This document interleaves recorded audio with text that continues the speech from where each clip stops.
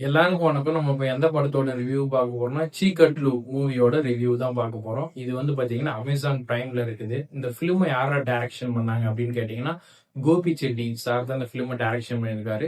எல்லா படத்தோடையுமே இந்த படம் ஒரு சரியான ட்விஸ்ட் அண்ட் த்ரில்லுன்னே சொல்லலாம். படத்துல என்னடா கான்செப்ட் நீயே சொல்ற அளவுக்கு அப்படின்னு கேட்டீங்கன்னா, இவங்க வந்து ரேடியோ ஸ்டேஷன்ல நம்மளுடைய ஹீரோயினி ஒர்க் பண்ணிக்கிட்டு இருக்கிறாங்க. அதனுடைய பேர் தான் சீக்கட்லு எஃப்எம் ரேடியோன்னு தான் சொல்லணும். அடுத்ததா என்ன நடக்குதுன்னா, இவங்க வந்து உண்மை சம்பவத்தை வந்து மக்களுக்கு தெரிவிக்கிற வேலையை வந்து செஞ்சுட்டு இருக்கிறாங்க.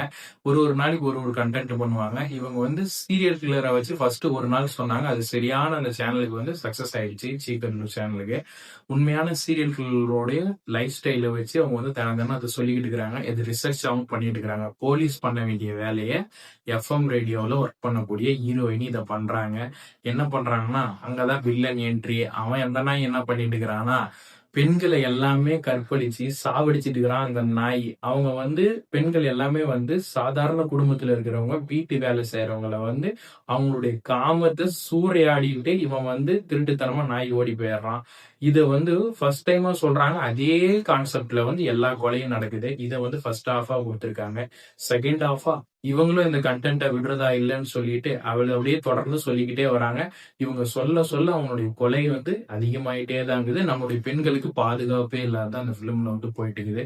அதை பார்க்க பார்க்க இவங்களே ஒரு நாள் வந்து மிரட்ட வரான்.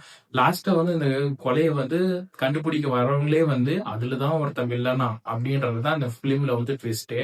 இந்த பிலிமை பார்க்கும்போது கொலை நடிகிருச்சுன்னே சொல்லலாம். ஹீரோயினிய மட்டும் ஏன் சாவடிக்கல, அவங்களுக்கும் லிங்க் இருக்குதான்ற அளவுக்கு டைரக்டர் நம்மளை யோசிக்க வச்சுட்டாரு. செகண்ட் ஹாஃப் வேணுமா வேணாமா நீங்களே சொல்லுங்க அப்படின்னு சொல்லிட்டு கிளைமேக்ஸ்ல ஒரு சீன் கொடுத்திருக்காரு. படம் வந்து தெறிக்க விட்டுருச்சுன்னே சொல்லலாம். அமேசான் பிரைம்ல அவைலபிளா இருக்குது. தெலுங்குல வந்து இந்த மாதிரி ஒரு பிலிமை எடுத்து கொடுத்தது வந்து இதுதான் முறைன்னு சொல்லலாம். மறுபடியும் அடுத்த பட ரிவ்யூல பார்க்கலாம்.